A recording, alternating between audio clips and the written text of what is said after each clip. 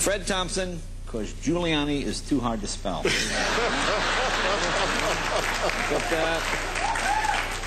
I like this one. Fred Thompson, he has a narrow stance. Probably can't comment on that one. All right. We'll try one more, because I'm not Dr. Phil. I have been mistaken for Dr. Phil. Really? Yes. Well, hey, if it works, use it. Yeah. Hey, let me ask you about some serious issues. The Iraq War, obviously the biggest issue in this campaign. Were you for it? Yeah. You were for it? Yeah. Okay. See, I think we've got to remember what it would be like if we'd not done what we did. Saddam would still be there, having defeated the United Nations, all the resolutions. It would have defeated the United States, in effect. It would have been in a position to continue its nuclear weapons program. His two sons would still been doing what they were doing, putting people in human shredders and attacking their neighbors. And I think, especially in light of what Iran is doing right now, they certainly would have been in a nuclear competition in that part of the world, sitting on those oil reserves. To think that had we not gone in there, we wouldn't have any problems there, I think is dead wrong. Do we stay?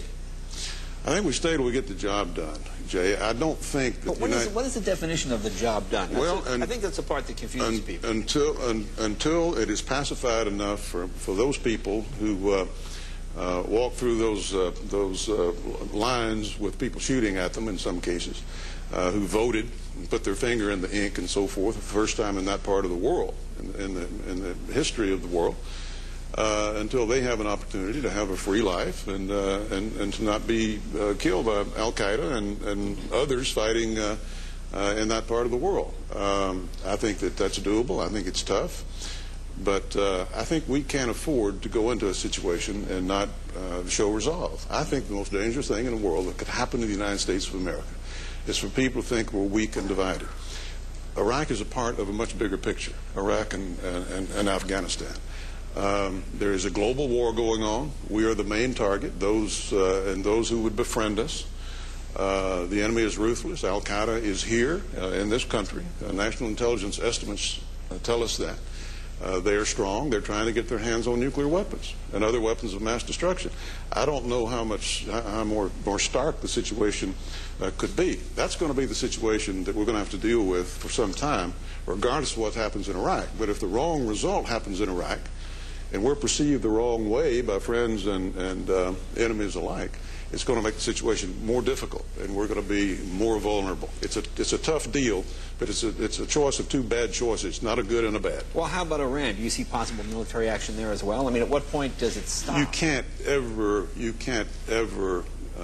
tell what the facts on the ground are going to be a year or 2 years from where we're sitting here. Obviously, our intelligence knows some things that you and I don't know. I was chairman of a committee that dealt with some of these issues for the Secretary of State until I resigned, had to do this at a high security clearance. But I don't know exactly where they are in their nuclear program. I don't think our intelligence knows precisely, but they're moving in that direction, and they're clearly responsible for more and more of our problems. They are sending in these improvised explosive devices.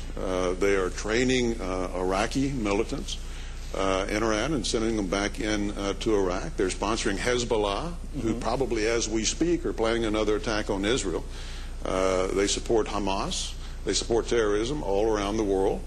And they've got a fellow who is not put together well upstairs running the country. And has threatened the destruction of Israel. I mean, sometimes when these maniacs make threats, they mean it, and it comes to pass later on. So we've got to take that situation very seriously. But obviously, a military attack is the last thing in the world that you want to have to do, and there's some things that we can do that probably will not necessitate that. See, I just wonder, what do we do to get I grew up, when I was a kid, John F. Kennedy was president, and it was the Peace Corps. And we would send American college students to these countries, and they would love us. And I think we made friendships that were good for 25, 30 years because Americans had befriended these countries. And it seems like we are not well-liked around the world. And maybe I'm naive, and maybe because I'm in show business, but it seems like I would want people to like us as a country because I think I know we're a good country, but I wonder what we have to do to get these allies, these other countries, to maybe, what are we doing wrong? Well, part of that comes with being the strongest, most powerful, most prosperous country in the history of the world. I think that goes with the territory. We're more unpopular than we need to be, that's for sure. Okay. But, you know, our people have shed more blood for the liberty and freedom of other peoples in this country than all the other countries put together.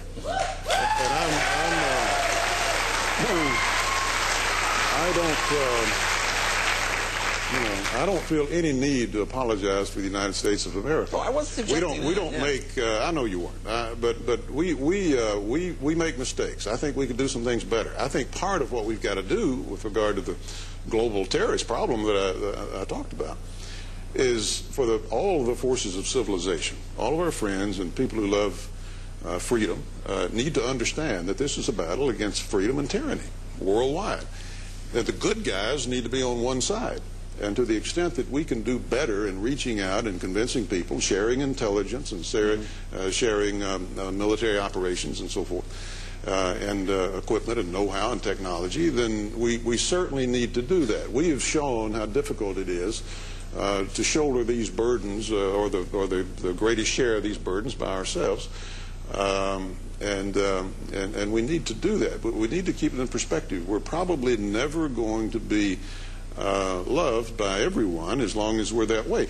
Look, on the other hand, at a place like France.